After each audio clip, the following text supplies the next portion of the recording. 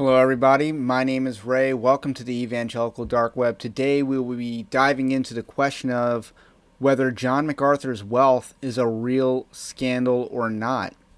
Now, a investigative reporter named Julie Roys kind of broke this story because she's been diving into John MacArthur's wealth for a long time now, evidently, and she reported her findings early in February. And we're going to dive right into the findings. Is it a real scandal? Is it not a real scandal? What is the scandal if there is a scandal to be found? So, the way we're going to dive into this is we're going to look at the three elements to this story. I think there's three elements to this story. One is John MacArthur's wealth. I think that is clearly an element to this story. Number two is the long-standing beef between John MacArthur and Julie Roys. That is an element that you cannot discard. And I think a lot of people are not really looking into this element of the story enough, actually. And is there a possible inconsistency with MacArthur's teachings on wealth and prosperity? So we're going to look into those three issues. And how we're going to look into those issues is I'm going to assume that everything Julie Roys reported is correct. Not necessarily the narrative that she's trying to tell or the conclusions she's making based on the information that she's reported, but I am going to go into this assuming everything Julie Roys says about John MacArthur's wealth is true. However, I'm also going to assume, or I'm also going to give John MacArthur the most benefit of the doubt possible. So I'm going to do both. And I think that's very possible because I think this is a story where multiple things can be true at the same time. I think so. This is according to the Roys report, which is the name of Julie Roys' website. And I'll get into Julie Roys in a little bit. Yet, according to financial statements and tax forms obtained by the Roys report, John MacArthur and his family preside over a religious media and educational empire that has over $130 million in assets and generates more than $70 million a year in tax-free revenue because they are nonprofit.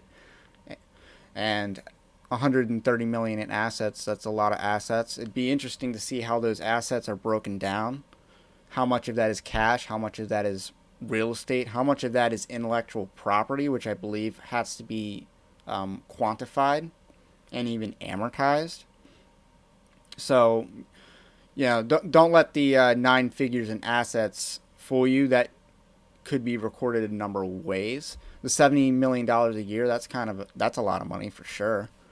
MacArthur and his family and related companies have been paid more than $12.8 million from ministry and donor funds, and MacArthur owns 3 luxury homes worth millions. So, again, let's assume this is all true. She doesn't actually specify the time frame in which $12.8 million has been allocated, and I believe she later goes on to say that, it's something around $300,000 a year when averaged out. In 1 year alone, MacArthur made more than $402,000 for part-time work at his broadcast ministry, Grace to You, GTY, and another $103,000 from the Master's University and Seminary.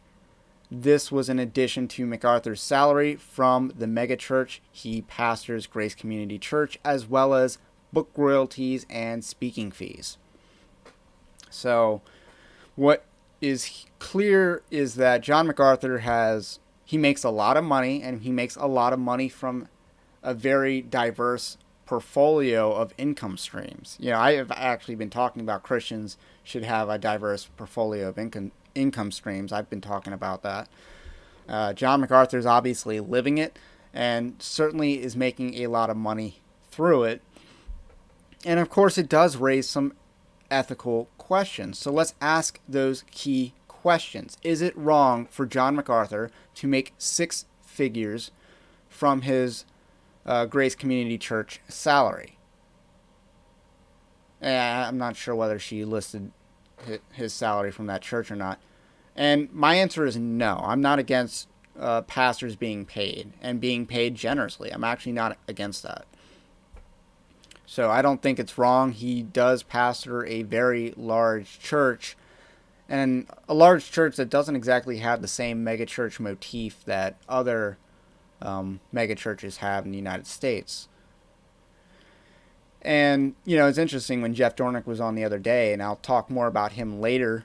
He talked about how John MacArthur would stand down after each sermon and allow everyone to walk up to him and approach him. So that's kind of an interesting story. I have nothing against a pastor making $100,000 salary from a church. I actually don't have anything against that. And, especially when it's a very large church such as that, the worker is worth his hire. That's a biblical principle. Therefore, it's not unbiblical in and of itself for John MacArthur to command a six-figure salary. Is it wrong for John MacArthur to make six figures from Master's Seminary? And again, the answer is no. Presiding over a seminary of that size is a six-figure job. That's what the free market, values presiding over a seminary is at probably six figures. I don't think Al Mohler makes any less. I don't think Danny Akin makes any less. No, he might make less than John MacArthur specifically, but I'm pretty sure all those guys make six figures. Is it wrong for John MacArthur to make six figures from broadcasting? And again, I don't think the answer is... I think the answer is no to this again. I don't think it's wrong for him to... it's kind of like in sports. That's what makes all these sports leagues really profitable is the television rights. So, that principle allows John MacArthur to make a lot more money as broadcasting his sermons or broadcasting his material through Grace to You. Again, I don't see that as unethical in and of itself. Is it wrong for John MacArthur to make untold millions from his books? No, and I say untold millions because, that information is very hard to ascertain regardless of who we are talking about.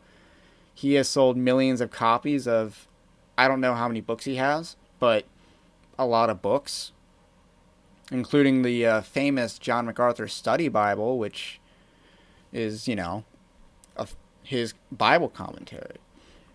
So he makes a lot of money from a lot of his books, and there's nothing wrong with that. Does this all combined paint a picture of a man motivated by wealth? And the answer is possibly. I mean, obviously we can't definitively say there's no way he's motivated by wealth because he has all these income streams, makes a lot of money doing it. Obviously, John MacArthur is savvy with money and knows how to rake in millions of dollars. Is it because he is talented, or is it because he panders prosperity gospel? So that's the distinction that needs to be made. Now, it is possible with all this that he's motivated by wealth, but this alone doesn't prove that. And that's the that's the logical leap. Occam's razor doesn't necessarily prove that John MacArthur is motivated by wealth. And we're going to talk about what it means to be motivated by wealth. So the Bible talks about sordid gain. The qualifications for an elder in the Bible include being free from the love of money. That's found in 1 Timothy chapter 3. And not fond of sordid gain. This is said in Titus chapter 1 and 1 Peter chapter 5.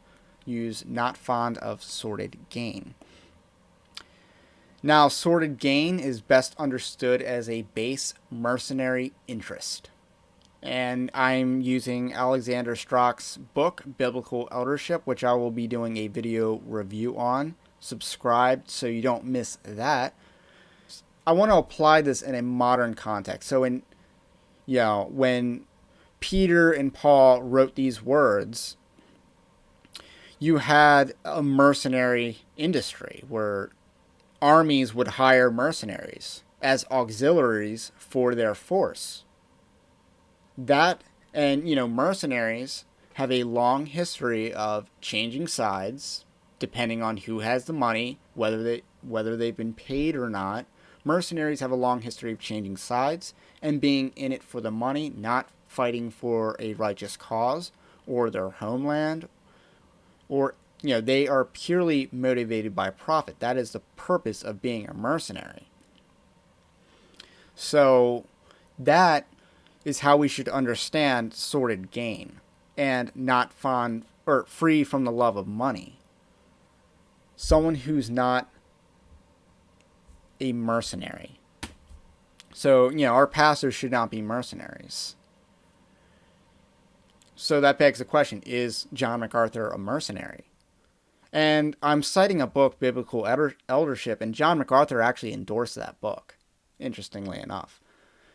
And I want to apply this principle of sordid gain in a modern context. So this is what I think that someone who is interested in sordid gain looks like today. And that is someone who chases the money to be made in Big Eva. And by Big Eva, I'm talking about Big Evangelical. It is an industry like anything else. It's an industry. It sells books, movies, music. There's conferences. That's a big one. And John MacArthur has books. He does conferences. But I think a distinction needs to be made is that, do his conferences or books compromise the gospel? That's an important thing to explore. There are a lot of teachers out there who do conferences with false teachers, with false teaching, even though they're not false teachers themselves. They'll hang out with they'll hang out with known false teachers or prosperity preachers. And, that's a big problem surrounding evangelicalism. And does MacArthur partake in that? I don't think he does. There could be some instances where that is true. Is he someone who changes their message out of fiduciary duty? Now, it is true that John MacArthur does have a fiduciary duty in a sense. Like, Hillsong, I believe, is very pro-homosexual. They're pro-homosexuality, but they have a fiduciary duty to keep that view closeted. Because, if Hillsong just came out tomorrow and said homosexuality is okay, they would lose a lot of money. And the same is true for John MacArthur. If he just said, hey, homosexuality is not a sin, John MacArthur would lose a lot of money in the future, obviously. So there is a fiduciary duty, or, there is a financial interest in maintaining orthodoxy if you're John MacArthur. However, it's very difficult to have a base mercenary interest and maintain orthodoxy, because the implication of Titus chapter 1 and 1 Peter chapter 5 is that someone who's fond of sordid gain will change their message for money. They will not call out certain sins or offend people because they want to keep butts in seats. They want to keep the conferences flowing. They want to keep the book deals coming. You look at someone like Beth Moore, who scrubbed biblical sexuality from her books, published decades ago. That could be construed as changing your message out of fiduciary duty, because who's Beth Moore's audience? People with pronouns in their bios. So it's a very tough question to answer. I don't believe that John MacArthur's ministry is characterized by sordid gain.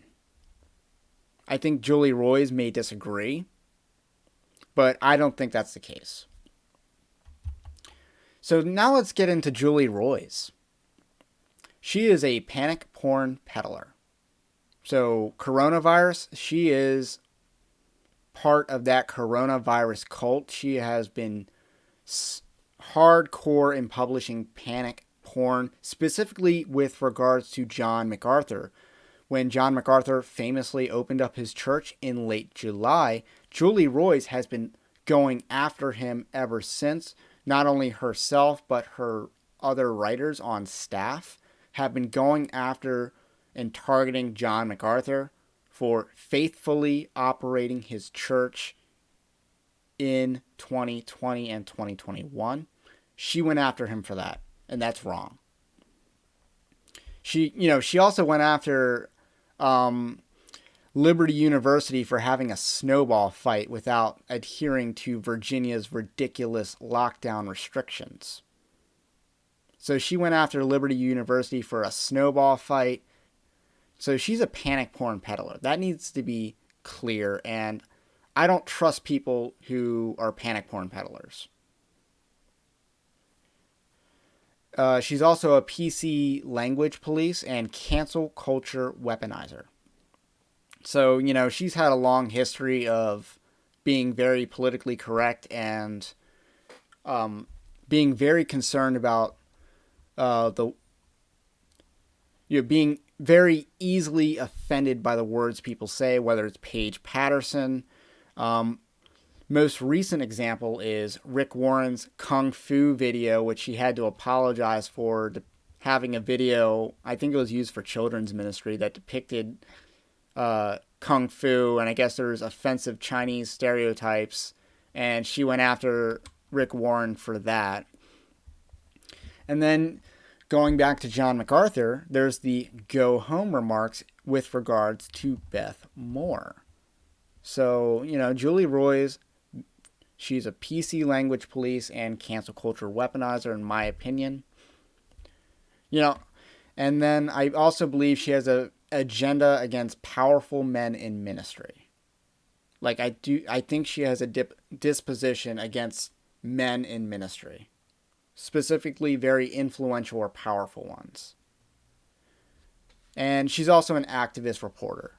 And I'm saying she's an activist reporter, that's not a bad thing. The best reporters out there are activist reporters. Tim Pool's an activist reporter. Andy No is an activist reporter.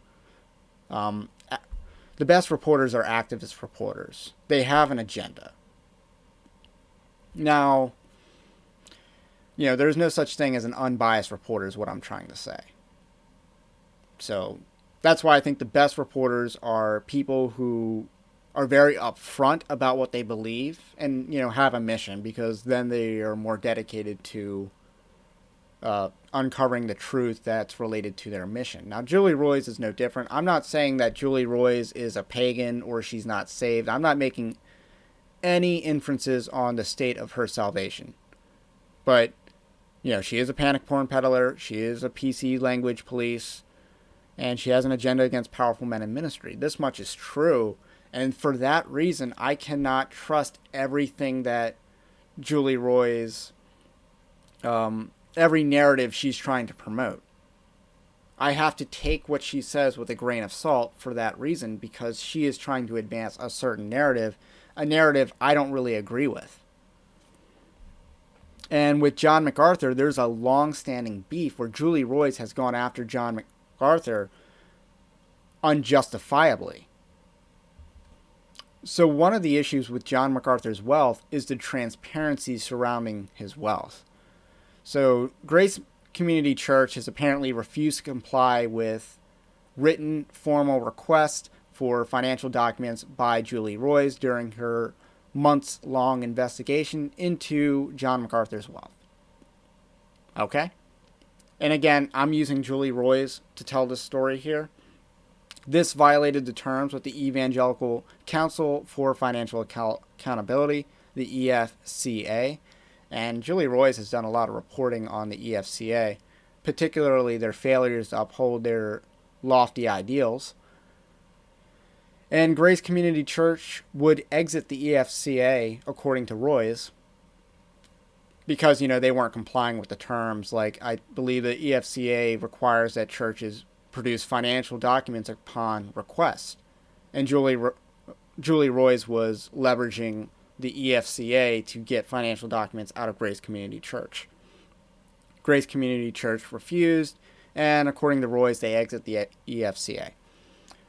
So what I gather from this is that Grace Community Church, John MacArthur and his crowd do not like Julie Royce. They don't want to hand her financial documents so she can go after them unjustly, just as she has in the past. They don't want to feed someone that they view as a gossip and a scandalmonger. And I can't blame them. I cannot blame John MacArthur and Phil Johnson for doing that.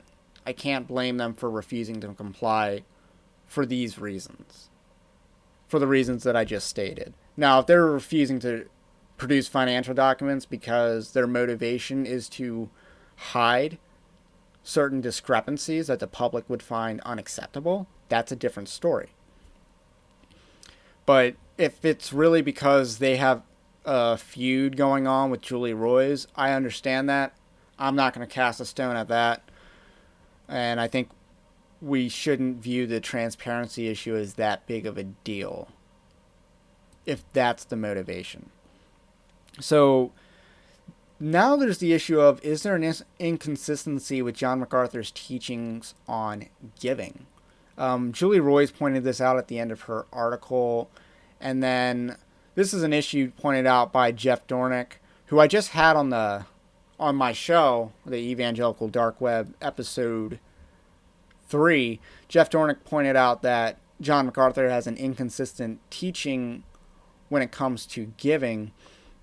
He said he uncovered John MacArthur's article written in 2013 that sounds a little bit like how he characterizes the prosperity gospel.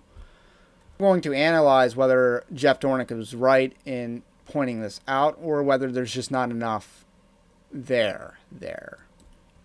So Cameron Buttrel, who's one of the writers for Grace to You, wrote in 2017, "It's certainly easy and legitimate to point the finger at charismatic faith healers and prosperity preachers, as we saw last time.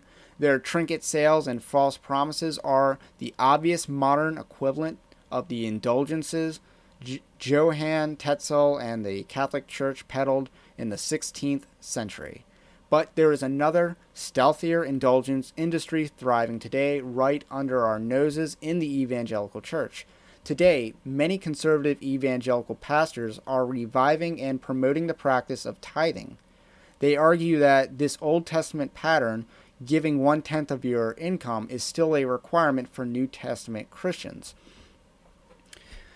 Now, this John MacArthur, I believe, is a dispensationalist, so there's kind of like a distinction between Old Testament teachings on tithings and the New Testament. So he kind of like believes that these teachings on tithing don't apply today. And I'm not weighing in on whether that's true or not. I'm just saying that John MacArthur's theology certainly explains his belief on tithing. And this is a famous quote by John MacArthur, which Julie Royce, I believe, has in her article. "You show me a person who preaches the money gospel, the money message, the wealth message. I'll show you a person who has been corrupted by the love of money." So this is how John MacArthur identifies the love of money corrupting a person. So we talked about biblical elders, and the qualifications include being free from the love of money and not being fond of sordid gain. So this is how John MacArthur would identify someone who is fond of sordid gain and loves money. So John MacArthur wrote in 2013, and this is what Jeff Dornick points out. We're going to see if there's a contradiction here. "But let me suggest something to you. If we really understand Scripture, particularly some specific promise from Jesus, the thing you should look forward to the most is the offering. God's Word clearly teaches that our giving is actually a direct pipeline to His blessing. In fact, 2 simple statements from the Lord ought to make every Christian eager and thrilled for opportunities to give. If Scripture had nothing else to say about giving, if it was only these two promises from Christ, it should still be enough to compel us to line up and give generously, abundantly, and sacrificially.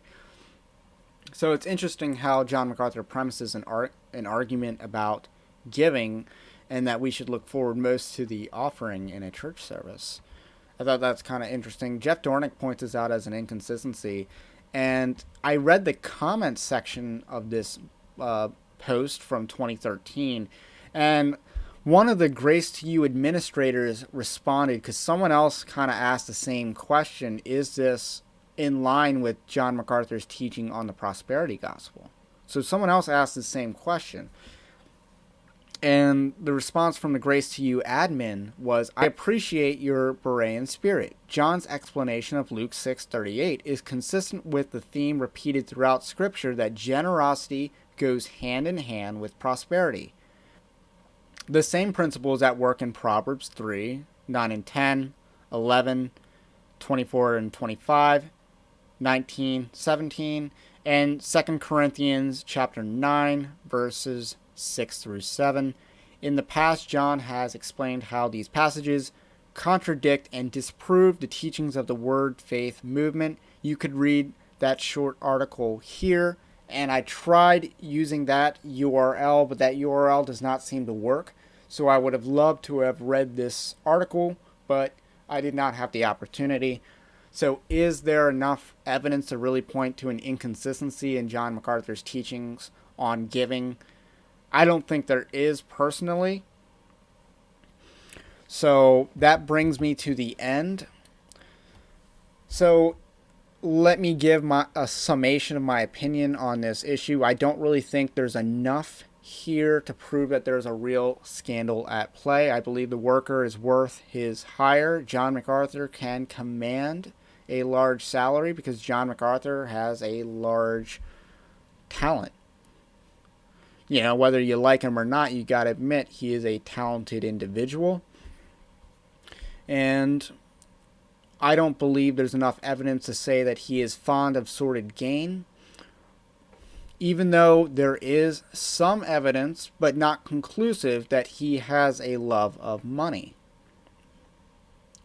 This is a complicated situation, and there's complicated ideas. That's why I wanted to do a deeper dive on this. If you like this type of content, do subscribe for more of it. And let me know what you think about this situation. Is it a real scandal to you? Comment below in the section, and I will catch you on the next one.